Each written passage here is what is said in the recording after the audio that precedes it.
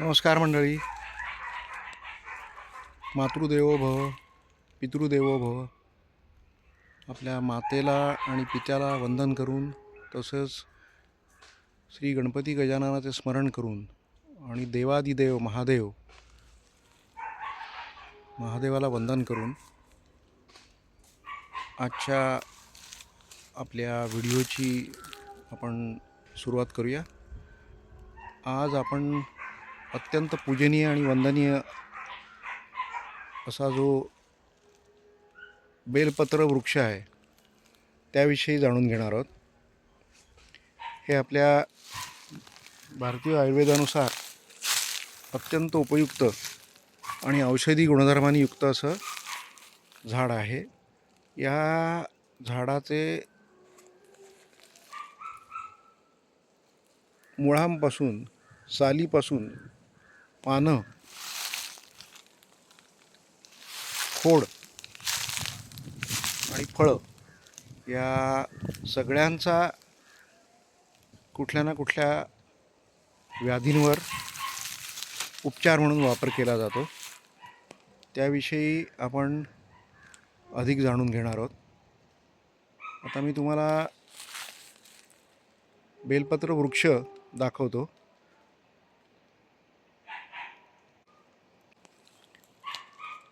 हे बघा केवढा मोठा वृक्ष आहे.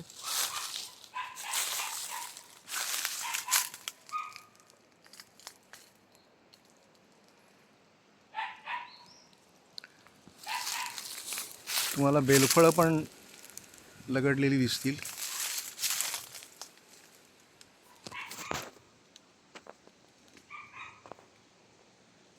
बघा बेलफळं लागलेली आहेत.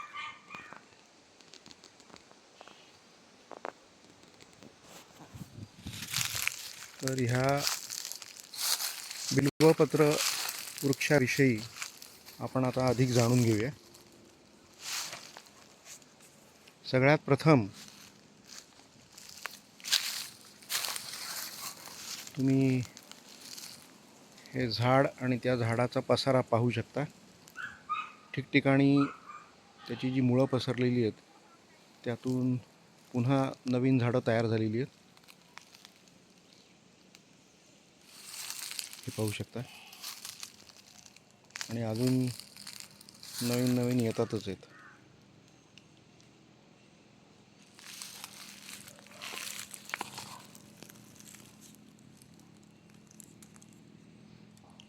आता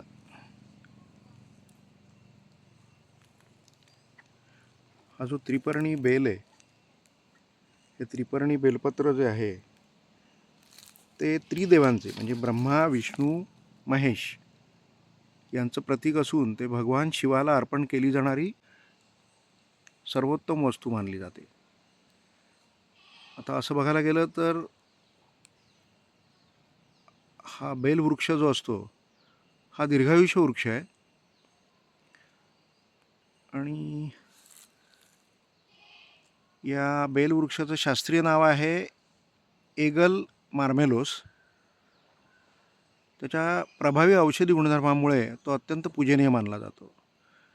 याचा मुख्य उपयोग प्रामुख्याने वात आणि कफ दोषांचं संतुलन साधण्यासाठी, IBS आणि अतिसारासारख्या पचनसंस्थेच्या विकारांवर उपचार करण्यासाठी, तसेच रक्तातील साखरेचे प्रमाण नियंत्रित करण्यासाठी आणि दाह कमी करण्यासाठी केला जातो.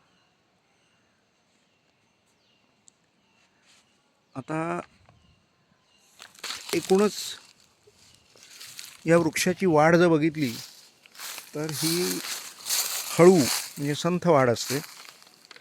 साधारण 10 ते 15 मीटर म्हणजे साधारण 33 ते 50 फूट ते 18 ते 20 मीटर म्हणजे 60 ते अगदी 70-75 फुटापर्यंत वाढ झालेले बेलवृक्ष आढळतात. आणि हा दीर्घायुष्य वृक्ष आहे. काही ठिकाणी 100 वर्षावरील सुद्धा वृक्ष आढळतात.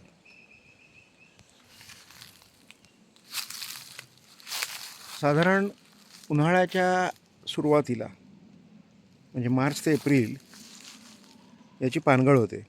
हा पानझडी प्रकारचा वृक्षामध्ये मोडतो आणि मार्च ते एप्रिल दरम्यान पानगळ झाल्यानंतर उन्हाळ्याच्या अखेरीस म्हणजे मे अखेरीस किंवा जूनच्या सुरुवातीला या झाडाला कोळी पालवी येते. हे बघा, तुम्ही बघू शकता की अशी ठिकठिकाणी कोळी पालवी तुम्हाला आलेली दिसेल.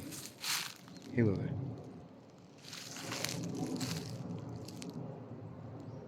आणि एकदा का पाऊस सुरू झाला की हे झाड हिरव्या गच्च पानांनी पूर्ण भरून जाईल.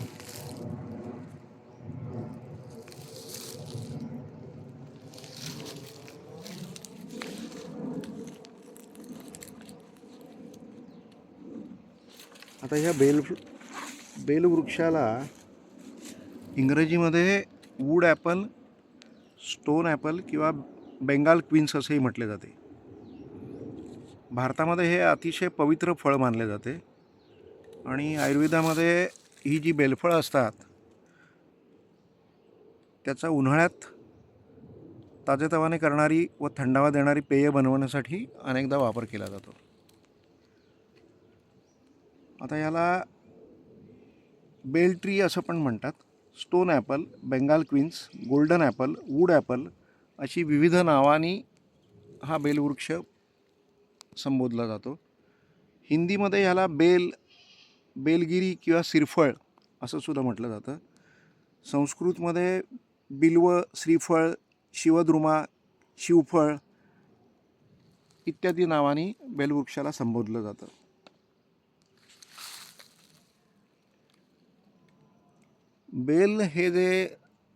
बेल हा वृक्ष आहे, हा दुष्काळ सहन करणारा आणि अतिशय कमी देखभालीत वाढणारा तसेच औषधी तसेच धार्मिक महत्त्व असणारा असा हा वृक्ष आहे.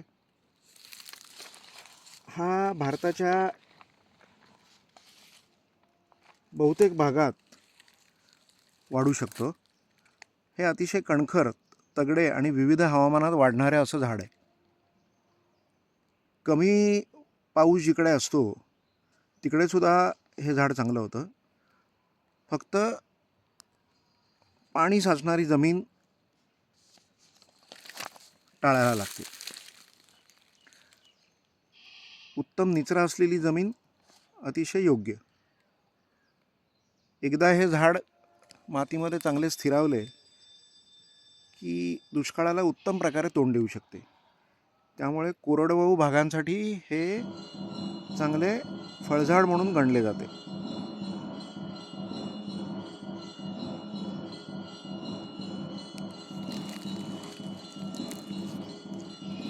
आता याचे विविध औषधी उपयोग जे आहेत ते आपण बघूया.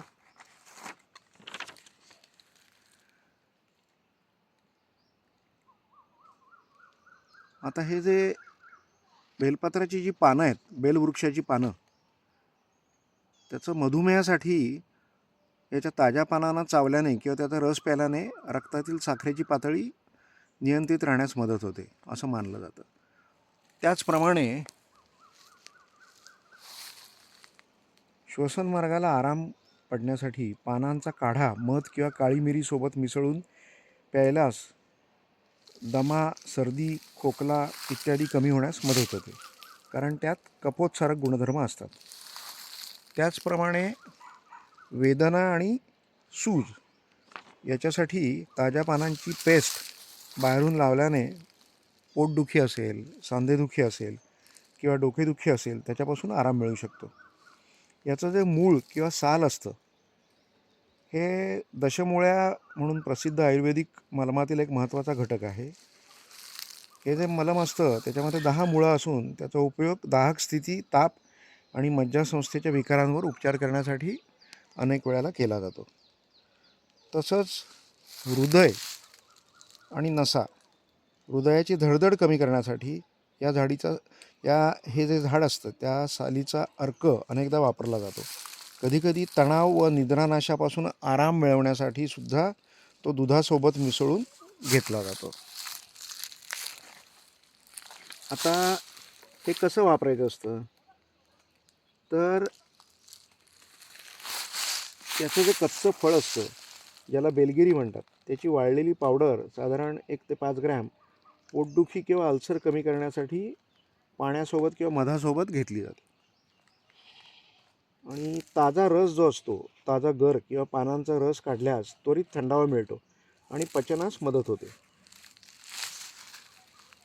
हे जरी असलं तरी यासोबत एक खबरदारी घ्यायची, कारण हे फळ अत्यंत फायदेशीर जरी असलं तरी पिकलेलं जे फळ असतं त्याचं अतिसेवन करायला टाळलं पाहिजे, कारण त्यामुळे बद्धकोष्ठता होऊ शकते.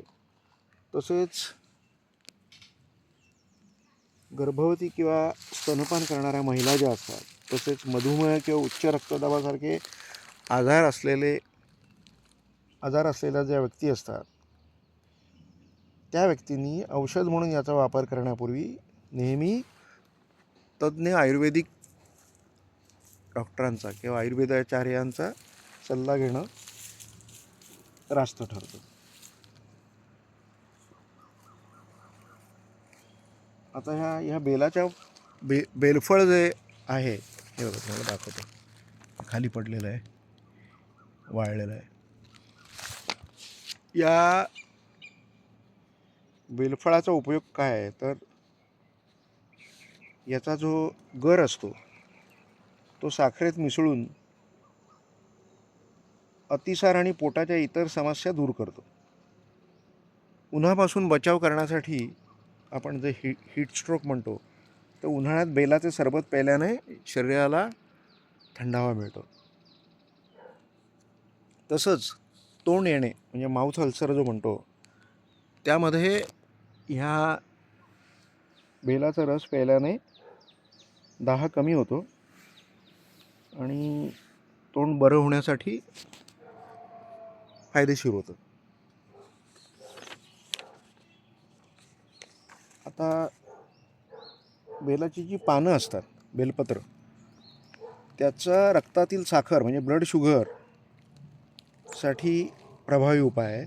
बेलाची जी पानं असतात ती ताजी कुटून प्यायल्याने रक्तातील साखरेचं प्रमाण नियंत्रित राहण्यास मदत होत असते. ताप आणि सर्दी यासाठी याच्या पानांचा काढा म्हणजे हर्बल चहा प्यायल्याने बरं वाटतं आणि रोगप्रतिकारक प्रदूषण नियंत्रण यापासून आराम मिळतो. सनस्ट्रोकसाठी पण उन्हाचा खूप त्रास होत असेल तर या बेलाची कूट तळपायाला जर लावली आपण तर त्यापासून आराम मिळतो. याचं जे मूळ आणि साल आहे त्याचं मगाशी म्हटल्याप्रमाणे दशमूलारिष्टमध्ये वापर केला जातो. हे जे मिश्रण असतं ते अस्थमा आणि उच्च नियंत्रण यामध्ये फायदेशीर होतं. उच्च रक्तदाब नियंत्रणात फायदेशीर होतं.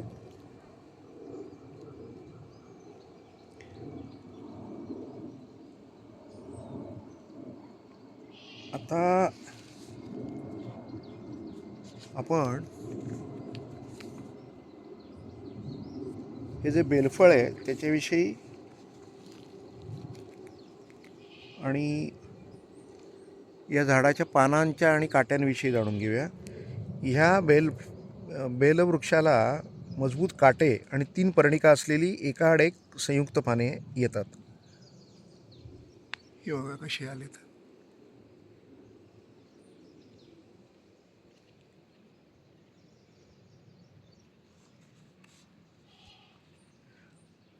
गोड सुगंधाची पांढरी फुलं मंजिरीच्या गुच्छांमध्ये येतात आणि काही वेळेला त्यांचा वापर हा अत्तरांमध्ये सुद्धा केला जातो.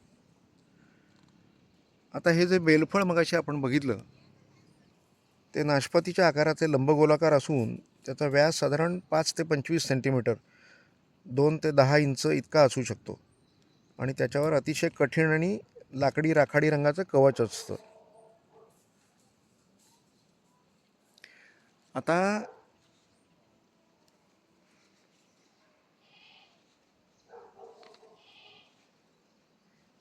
पूजा आणि आराधना करताना त्रिपर्णी बेलपत्र हे त्रिदेवांचे म्हणजे ब्रह्मा विष्णू महेश्वर यांचं प्रतीक आहे आणि ते भगवान शिवाला अर्पण केली जाणारी सर्वोत्तम वस्तू मानली जाते. आता वास्तुशास्त्रानुसार सुद्धा घरात बेलाचे किंवा सभोवताली बेलाचे झाड लावल्याने धन आकर्षित होते, गरिबी दूर होते आणि सकारात्मक ऊर्जा पसरते असं म्हटलं जातं. आता ह्या वृक्षामध्ये ना विविध देवतांचा वास असल्याचं मानलं जातं. तसंही हे त्रिमूर्तीचं प्रतीक आहेच. आता या बेलवृक्षासंबंधी काही संस्कृत श्लोक आपण जाणून घेऊयात. आता भगवान शिवाला, महादेवाला बेलपत्र अर्पण करताना त्या त्रिपर्णी पानांमध्ये हिंदू त्रिमूर्तीच्या अस्तित्वाची जाणीव ठेवून या मंत्राचा जप केला जातो. तो कुठला?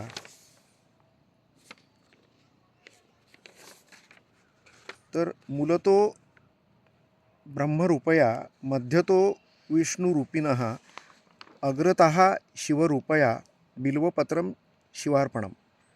म्हणजेच काय, या बेलवृक्षाच्या मुळाशी भगवान ब्रह्मा, मध्यभागी खोडामध्ये भगवान विष्णू आणि पानांच्या टोकावर भगवान शिव वास करतात. मी हे बेलपत्र भगवान शिवाला अर्पण करतो. आता आपल्या सनातन संस्कृतीत किती छोट्या छोट्या गोष्टींना सुद्धा महत्त्व दिलं जातं बघा. आता आपण बेलपत्र म्हणजे बेलाची पानं तोडतो, तर ती जरी तोडायची असली तरी आपल्या सनातन संस्कृतीत ती परवानगी घेऊन आपण तोडतो. म्हणजेच काय, तर हिंदू परंपरेनुसार झाडांमध्ये जीव असतो आणि त्यांना इजा पोहोचवू नये यासाठी झाडाची पाने तोडण्यापूर्वी क्षमा मागण्यासाठी किंवा त्यांचा आशीर्वाद घेण्यासाठी हा श्लोक म्हटला जातो. तो श्लोक मी तुम्हाला ऐकवतो. नमस्ते बिल्व तरावे श्री फलोदय हेटवे स्वर्गपवर्ग रूपाय नमो मूर्ती त्रयात्मने दर्शनम बिल्ववृक्षस्य स्पर्शपापनाशनम अघोरा पापसंहारम एकम बिल्वम शिवार्पणम. म्हणजेच काय, ह्या बेलवृक्षाला वंदन, जो शुभफळांचे कारण आहे, स्वर्गाचे स्वरूप आणि मुक्ती आहे, केवळ बेलवृक्षाचे दर्शन घेतल्याने आणि त्याला स्पर्श केल्याने मनुष्याची पापे नष्ट होतात असं मानलं जातं.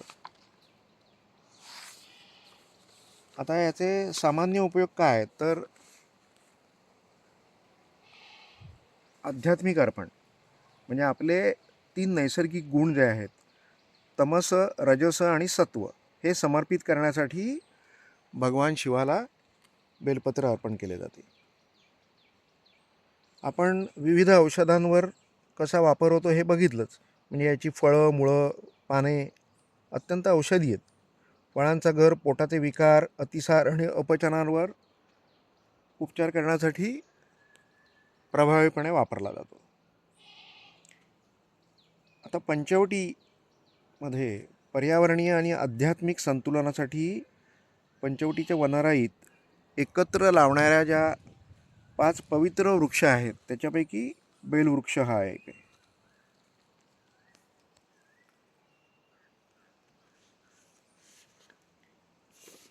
आता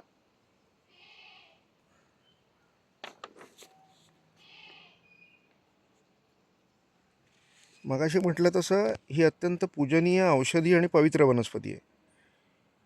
या झाडाचा सगळ्याच प्रकारचा म्हणजे सगळ्याच भागांचा म्हणजे मुळे असू देत, साल असू दे, पाने, फळे, हे पचनविकार, मधुमेह आणि सूज यांवर उपचार करण्यासाठी वापरला जातो.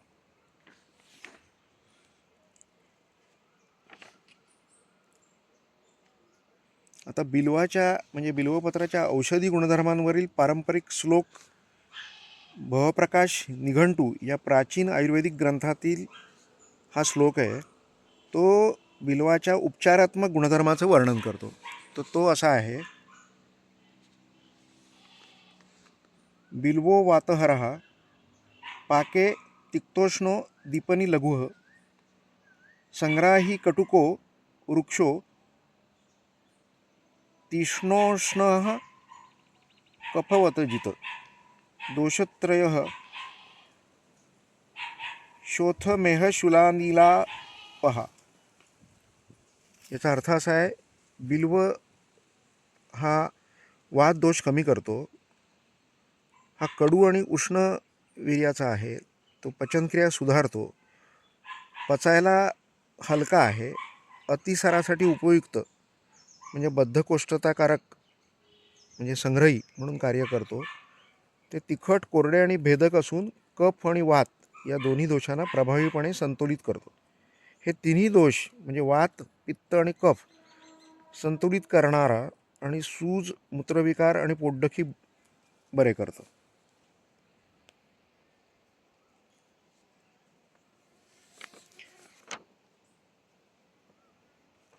आता आपण याचा ज्योतिषशास्त्रीय दृष्ट्या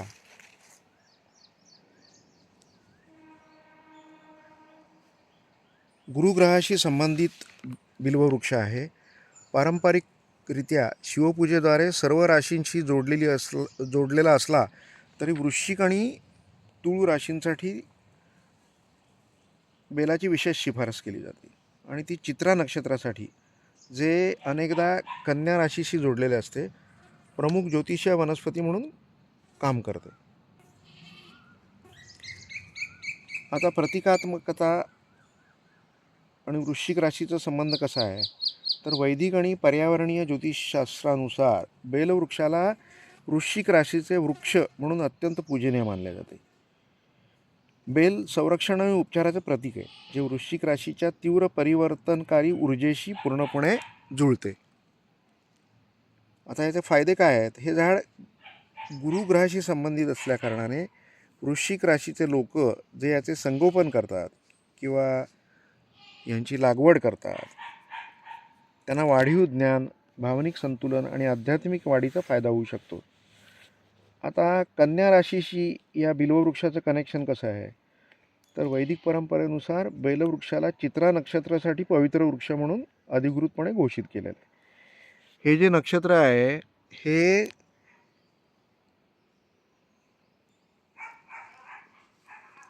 कन्या राशीच्या अधिपत्याखाली येत असल्याकारणाने कन्या राशीच्या व्यक्तींसाठी हे झाड हे अत्यंत शुभ संरक्षक आणि ध्यानवृक्ष म्हणून मानलं गेलेलं आहे. आता तसं बघायला गेलं तर बेलाचा सौर ऊर्जेशी घनिष्ठ संबंध आहे, त्यामुळे कोणीही बेल वनस्पतीच्या सकारात्मक ऊर्जेचा उपयोग करून घेऊ शकतो.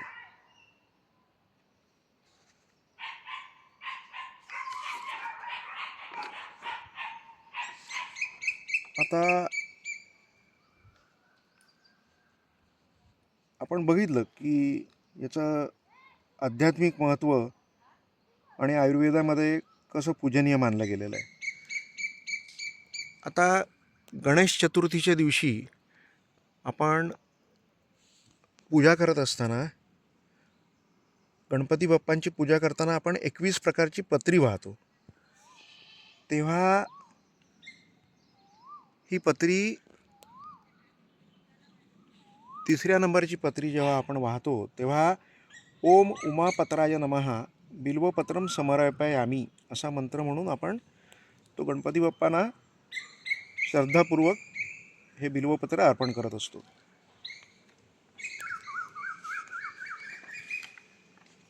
तर असं आयुर्वेदिकदृष्ट्या आणि धार्मिकदृष्ट्या हे अत्यंत पूजनीय औषधी आणि पवित्र वनस्पती किंवा वृक्ष आहे.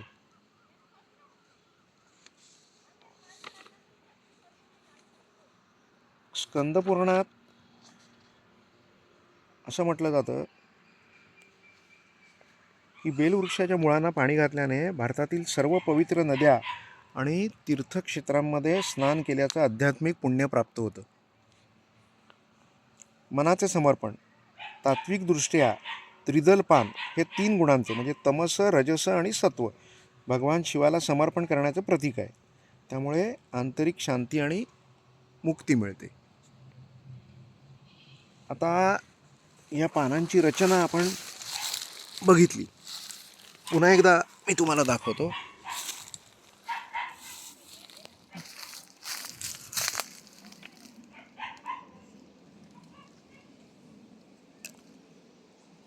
या बिल्वपत्रात 3 पर्णिकांचा संपूर्ण त्रिदली संच असायला पाहिजे. विलग एकेरी पानांचा वापर कधीच करायचा नसतो. जेव्हा आपण बिल्वपत्र भगवान महादेवाला किंवा गणपती बाप्पांना वाहतो, तेव्हा ती पाने जी असतात ती पूर्णपणे हिरवी, अजिबात कुठेही फाटलेली असता कामा नये. आणि बऱ्याच जणांना माहिती नसतं की बिल्वपत्र कसं व्हायचं, तर ते पण मी तुम्हाला सांगतो. आपल्या धार्मिक परंपरेनुसार बेलपत्र जे असतं ते शिवलिंगावर उलटे ठेवलं गेलं पाहिजे. म्हणजेच पानाची जी गुळगुळीत आणि चमकदार बाजू असते ती शिवलिंगाकडे असायला हवी. तर असं सर्वगुण संपन्न असं हे बेलवृक्ष किंवा बेलपत्राचं झाड आहे.